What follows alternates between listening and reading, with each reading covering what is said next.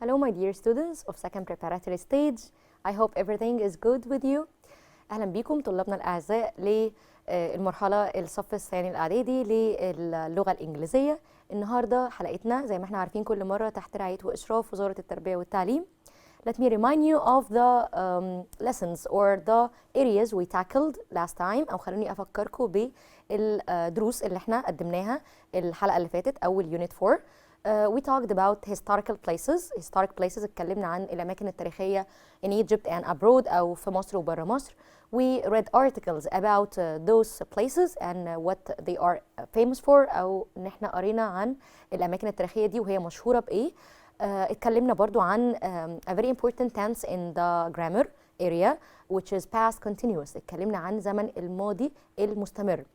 And we made a difference أو عملنا اختلاف how to differentiate between the past simple and the past continuous. اتعلمنا ان احنا ازاي نفرق ما بين ال past continuous اللي هو الماضي المستمر and the past simple اللي هو الماضي البسيط. Okay? Also we talked about some objects that our ancient Egyptians used to use in the past times. يعني اتكلمنا برضو عن المقتنيات اللي كان بيقتنيها القدماء المصريين زمان. وقلنا إن منها the mask, some tools, some matters and some objects like pots or something they used to cook the food in. كل ده اتكلمنا عليه في المرة اللي فاتت. And again, our unit is very interesting because it's full of historic information. يعني اليونت بتاعتنا كلها معلومات تاريخية في بلاد كتيرة مصر وبره مصر. That's why I think it's going to be interesting for you. So that was a quick brief at what we said. And now let's clarify our objectives in details. Okay? So let's go.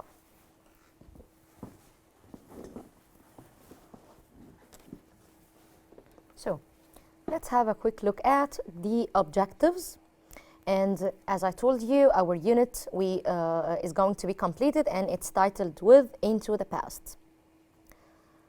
Again, we will continue reading reviews and short texts or short paragraphs about the historic places. We will know how to listen and speak about some historic places we already visited before. For the language, again, we will focus on the past continuous tense أو هنركز تاني على زمن الماضي المستمر. And the writing, we will know how and we will learn how to write a short description of a place or a report. هنتعلم ازاي ان احنا نكتب paragraph about a description of any place I already visited. We already did that in the last session and we will focus on it today. And we will also learn how to write a report. ازاي نكتب مقال. Okay? For the values, of course, we have to focus on one of the life skills or one of the values أو واحدة من القيم اللي احنا لازم تكون عندنا responsibility أو المسؤولية. Okay? We will focus on this according to our next slides or according to our session. We will focus on it through our session. على مدار الحلقة هنركز على ازاي نكون مسؤولين تجاه specifically الأماكن التاريخية. Okay. Read about the objects in ancient Egypt. Ancient, I meant by it, as I mentioned last time, it means all Egypt, okay? يعني هنتكلم دلوقتي عن الفترة للقدماء المصريين. And the objects they used to use الأدوات اللي كانوا بيستخدموها. I want you, before everything, to get ready with your books, pencils, and your highlighters, okay? And then open this page and objects from Egypt's past. Let's read the short extract about such objects. Objects from the past can help us to understand what life was like many years ago. They can also show us that we use many of the same objects today. يعني بعض الobjects أو some of the objects أو المقتنيات دي اللي كانت عند القدماء المصريين معظمها we still use أو معظمها إحنا لسه بنستخدمه up till now. But of course with modern forms أو بأشكال متطورة أكتر شوية. Of course you will not know what is this or what this object is. It's a mirror. دي مراية، شكل من أشكال المرايات عند القدماء المصريين زمان. Okay. In ancient Egypt, many people used mirrors to help them paint around their eyes. كانوا بيستخدموها to help paint around their eyes to look at. And this was not just to make them look good. The paint also helped to protect their eyes from the sun. ده استخدام تاني للبينت او الدهان اللي كانوا بيدهنوه او الالوان اللي كانوا بيلونوا بيها around the eyes.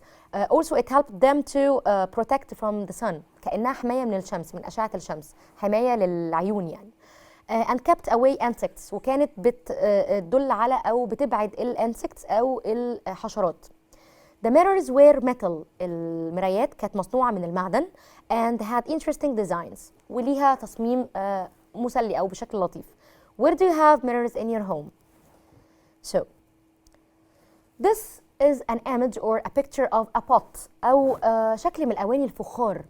Of course we still have some of those objects but in other forms. أو إحنا عندنا أواني فخارية ممكن نستخدمها في الوقت الحالي in the modern age، بس طبعا بأشكال متطورة شوية. Okay? So let's have a short paragraph about this pot. The ancient Egyptians used pots and bowls like آنية فخارية like طبق بس بيبقى غويط شوية not a dish يعني مش حاجة مسطحة for making food such as bread. These objects were made of clay. Clay here guys is a new word. Let me circle here. clay يعني الطمي أو الفخار. الأواني الفخارية دي كان القدماء المصريين بيصنعوا فيها أو بيعملوا فيها الأكل زمان. Okay? Which came from the river Nile. طبعا هما كانوا بياخدوا الطمي أو المادة دي من الريفر نايل أو من نهر النيل. While some people were mixing ingredients for bread in bowls. يعني كانوا بيستخدموا البولز دي to mix ingredients، يخلطوا فيها المكونات اللي بيعملوا بيها العيش for example. Other people used large stones to mix the ingredients in a bowl. How do we make bread today? So as you see here, there is a comparison between the past and the present. Here, can you see this or can you have some idea what this picture could be? Yes, it's something similar to a game which we can use today or which we can play today. It's like a chess أو حاجة شبه الشطرنج. هي كانت لعبة عندهم زمان عند القدماء المصريين اسمها سنت بوكس أو صندوق سنت، حاجة شبه الشطرنج عندنا دلوقتي. Okay? So ancient Egyptians liked playing games like senet. Senet boxes have 30 squares. I want you to focus on the information because we will answer questions after this. This box is made of wood and is about 3,500 years old. يعني يرجع تاريخه ل 3,500 سنة فاتوا. Some people didn't have senet boxes but they still played the game. They drew the squares on the floor. كانوا ساعات بيرسموا السكويرز دي مش على بوكس، كانوا ساعات بيرسموها على الأرض. What games are popular in Egypt today? احنا قلنا اللي شبهها today is the chess أو الشطرنج. Okay, so here. Now read the text again and correct the mistakes in these sentences. احنا عندنا جمل فيها أخطاء and we will correct them according to the extracts we have just read. يعني هنصلحها تبع المعلومات اللي احنا لسه قاريينها في الextracts أو في الفقرات القصيرة دي. People used mirrors to help them paint their feet. Of course not. The wrong part is this one. They used it to paint around their eyes. Number 2, the paint protected people's eyes from the wind. Of course not the wind. It's, yes, from the sun. And for number 3, people made pots أو الأواني الفخارية with clay from the sea. Sea يعني بحر مش نهر. So what is the correct thing? It's from the river Nile. For number 4, people mixed the ingredients in big pots. No, it was in bowl. Okay? And for number 5, senet boxes have 13 squares. Of course, they were not 13, they were 30. Now, we have like a schedule or a table أو جدول بيبين لنا الفرق ما بين the objects the ancient Egyptians used to use in the past and the objects we can use in the modern age. يعني الأشياء اللي كانوا أو الأدوات اللي كانوا بيستخدموها القدماء المصريين زمان واللي احنا ممكن نكون بنستخدم حاجة شبهها دلوقتي. Mirror and it's made of metal. And of course it was made to help to paint around their eyes. Ancient Egyptians أو القدماء المصريين كانوا بيستخدموا زمان الميرور علشان يعرفوا يرسموا حوالين عينيهم. Here or now, people today of course use the mirrors. For bowl, it's made of in the ancient Egyptian times it's made of clay أو حتى دلوقتي برضو ساعات الأواني الفخارية ممكن الناس بتستخدمها in the modern age أو في الوقت الحالي. in the ancient or during the time of the ancient Egyptians they used it to mix the ingredients in أو كانوا بيستخدموا البولز دي عشان يخلطوا فيها مكونات الطعام. Do we still use such bowls؟ لسه بنستخدم في وقتنا الحالي أواني فخارية؟ Yes we do. Sometimes we do actually. Sandbox. This game is made of wood in the ancient Egyptian times and it was of course made of, it's a game for having fun, but we don't have this game now. We have something like it, which is chess, but we don't have something we call sandbox today or in the modern age. Complete the conversation with these phrases. Again, what's meant by conversation here? It means dialogue أو حوار.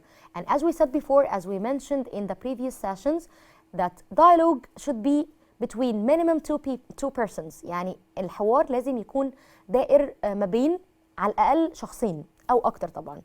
Here we have some phrases we're gonna complete the following dialogues with. Don't agree, I don't think so, I think it is, I see what you mean يعني أنا فاهمة أنت بتتكلم على إيه, or maybe يعني احتمال. I don't agree يعني أنا مش موافق على الكلام ده. I don't think so يعني لا أعتقد هذا. I think it is يعني أعتقد هذا. So now it's a picture of course for the pyramids and the Sphinx, الأهرامات وأبو الهول of course in Giza pyramids. Here it's a dialogue or conversation between Amira and Hannah. What do you think Hannah? هنا الكومة دي معناها يا هنا. Okay, what do you think Hannah? Is tourism good for historical places? Tourism is a new word which means السياحة. Okay, هل السياحة good for historic places or not? Yes, here some dots. Tourists bring money to an area. This helps the local people أو بيساعد الشعب المحلي. The Egyptian people I mean. So I guess yes, I think it is. عشان دي حاجة معناها قبول حاجة أو you are approving to something. Number two, space. A lot of the money goes to big companies, not local people. So here as if we have an opposite opinion. يعني كأننا عندنا حوار معارض to the previous information أو للمعلومات اللي قبلها. I don't think so. So this is the suitable phrase here. Number three, dots and but some holiday companies help the environment. Environment يعني الطبيعة. And the local people. Local people معناها الشعب المحلي, سكان المحافظة أو البلد. So the suitable answer is maybe. And here for number four, the tourism helps the environment. Tourists drop rubbish يعني بيرموا ساعات الرابش القمامة and damage places وساعات بيدمروا الأماكن التاريخية دي. In other ways like sitting on ancient ruins وساعات كمان بيقعدوا على الآثار دي فبيخلوا شكلها ممكن يتأثر أو ممكن تتهد منها parts أو أجزاء معينة. So the suitable part is or the suitable phrase here is I don't agree. For number five of course is the left one. I see what you mean يعني أنا فاهمة أنت بتتكلم على إيه أو أنت بتتكلمي على إيه. But most tourists behave well يعني ممكن يكون بعض التورستس أو معظم السياح مش بيتصرفوا بشكل كويس ولكن مش كلهم other tourists can behave well أو بيتصرفوا بشكل لائق. They know it's important to protect historic places يعني هم عارفين كويس قوي إن إحنا we have to keep our environment clean أو إن إحنا لازم نحافظ على environment أو الطبيعة and specifically the historic places neat and clean يعني لازم نحافظ على الأماكن التاريخية ونخليها دايما نظيفة. So read the conversation again and complete the table.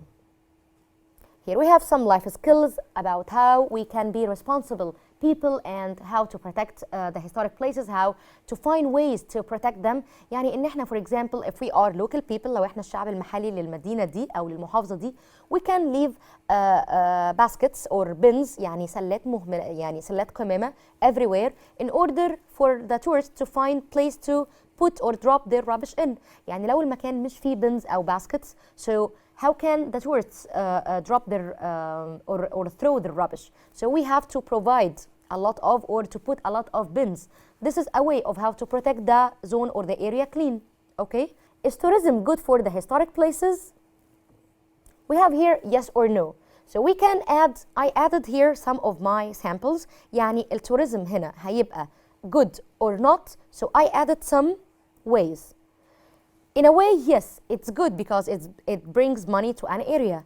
But maybe it's not good because maybe tourists don't keep the environment clean. Some of them, of course, not all of them.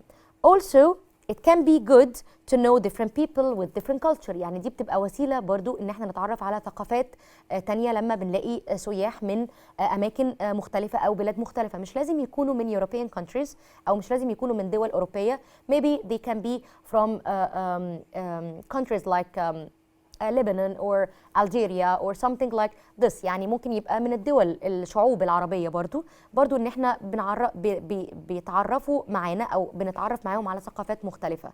Okay, so that will be a good way for the tourism. Also, if they have some traditions which somehow difficult from others, يعني لو عندهم عادات او تقاليد مختلفة عننا، دي برضو بتبقى حاجة بشكل سيء او سلبي the tourism can live on أو the tourism can affect our culture with. Okay, for reading.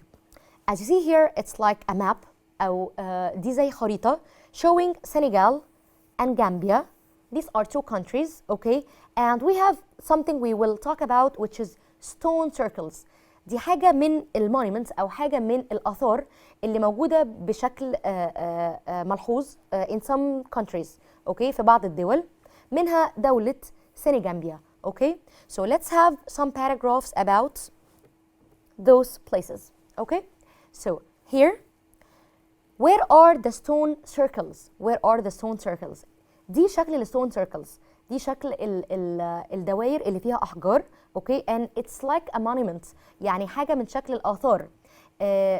Can be considered as one of the historical places. يعني حاجة زي الأماكن التاريخية اللي احنا ممكن نزورها. أثر. This is one of the monuments. There are more than 1,000 stone circles of Senegambia. في أكتر من 1000 stone circles of Senegambia. قلنا دي مدينة ما بين السنغال وجامبيا، دولتين مختلفين.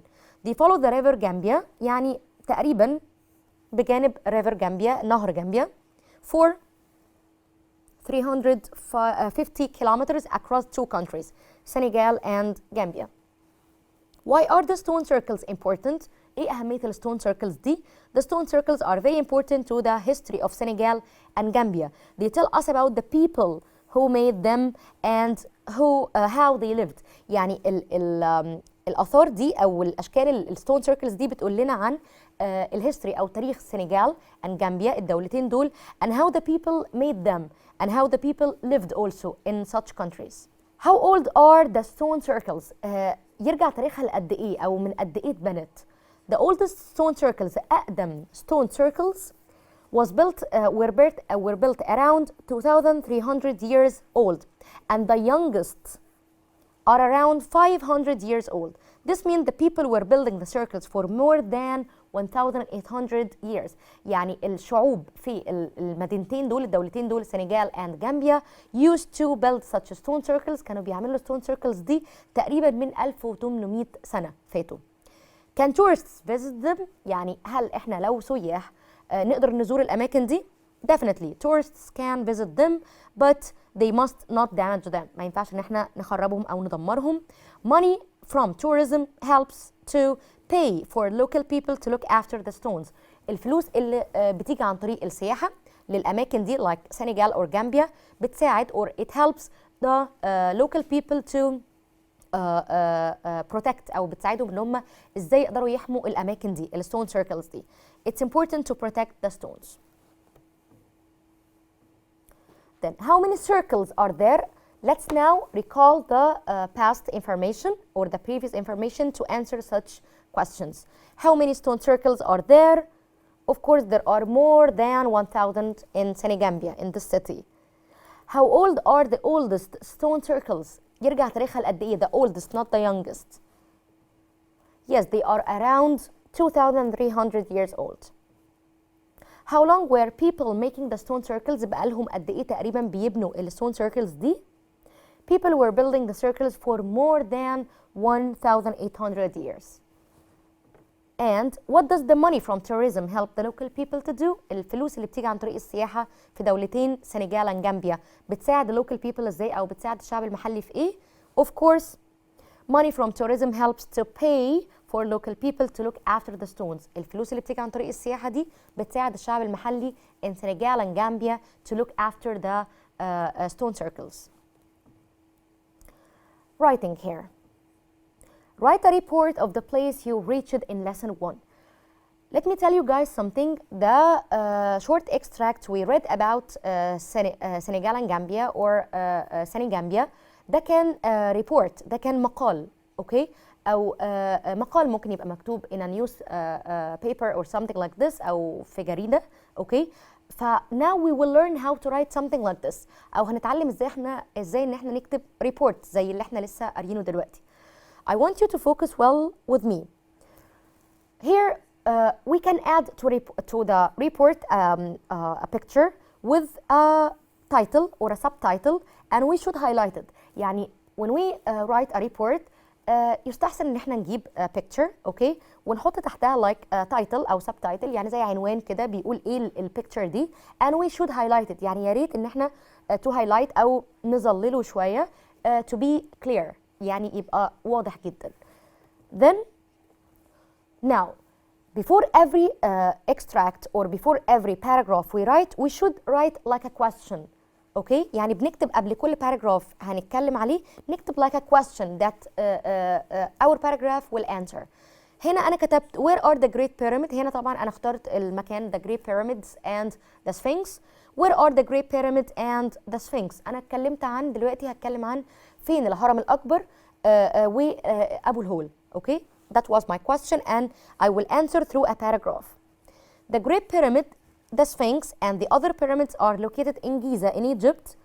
They were built in ancient times years ago. ده كان طبعا مبني في وقت مضى من عوام فاتت كتيرة جدا. Now I asked another question. Who built the pyramids and the Sphinx? So here I wrote this paragraph to answer this question. The ancient Egyptians were the ones who built the pyramids and the Sphinx. They built the pyramids between 2589 and 2504 BC، يعني قبل الميلاد. دي كانت الوقت تقريبا اللي بنوا فيه الأهرامات. They used to bury the coffins، أو كانوا يعني معتقدين إن هم دايما لازم يبنوا الأهرامات عشان يدفنوا فيها الكفن أو البوكس. They used to put the dead body in، اللي كانوا بيحطوا فيه الأجسام الملوك اللي ماتت. Okay, in these pyramids to keep the dead bodies safe. Also, they used to put their golden objects, jewels, and some of their clothes in such coffins, thinking they can use again in the afterlife. أول ناس أمنوا بالحياة بعد الموت أو البعث بعد الموت كانوا القدماء المصريين. ما كانش في طبعا أديان نزلت خالص وقتها، بس كانوا بيعتقدوا إن في يوم البعث بعد الموت. عشان كده كانوا بيحضروا دايما الملوك. They usually buried them in coffins and they used to put those coffins in the pyramids. كانوا بيحطوا الكفن ده او البوكسز دي اللي فيها الاجسام الميته للملوك وحاطين معاهم الاوبجكتس، كل الحاجات اللي ممكن معتقدين ان الملوك يستخدموها in the life after او في الحياه ما بعد الموت. Okay, so that was just like a paragraph I wrote. It was my sample. You can of course change any of the information. Another question I asked in my report: what can tourists do when they visit the pyramids? They can take a lot of photos to the pyramids. Also, they can ride camels and horses and enjoy the sunny weather there. Local people أو الشعب المحلي, the Egyptian people, always take good care of that historical place and clean it. Okay, so again, the report, and if you are asked anytime لو طلب منك انك تكتب report, you have to get a picture with a highlighted title. You have to ask a question and answer it in a paragraph. Okay, I did this through 3 questions with 3 paragraphs. A writing tip. These were the tips. These are the tips I just added for you. Now, like a review part here, this is the last page of our unit. Here are some objects. Let's now remind ourselves of the names of them. We have arch. وقلنا arch is like a half circle of any monument أو لأي author. Arch is like this one. This is the arch, okay? And we have coin. This is the coin. Mask, of course. Ruins أو حطام حاجة. Ruins. Tool and vase. Rewrite these rules for visiting a castle using must or mustn't. Here we have here we have a picture of a place and we should use must or mustn't. mustn't. As I told you in the previous session, must means we have to do this, يعني يجب ان احنا نعمل ده. Mustn't means we will never do this, أو ما ينفعش ان احنا نعمل ده. So let's have here some sentences, and we should add you must or mustn't to them according to the meaning. Buy your ticket before you enter. Shall we use here must or mustn't? Definitely we use must. You must buy your ticket before you enter. Don't eat inside the castle. Of course, you mustn't. You mustn't eat inside the castle. Number 3, okay. Leave large bags at the ticket office. Here, of course, you must leave large bags in order to put things in. Large bags also, I use it, large bags, I will leave my large bags at the ticket office. I will not take it with me.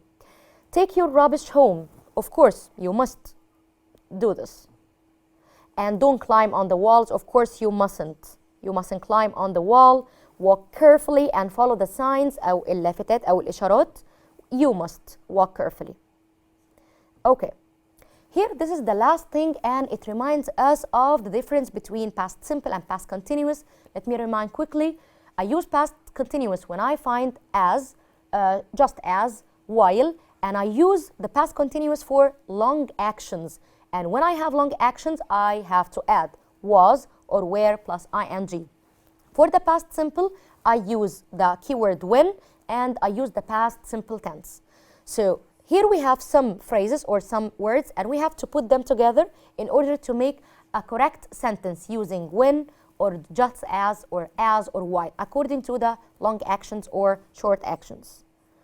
Here, while I was watching TV, I saw my friend. So because this is the long action, I added while before it. Then comma, then my short action is to be put in the past simple tense. And remember, this is one of the irregular forms of the past simple verbs. See, we put it as so. My friend phoned me. Phoned, it's a short action. I put it in the past.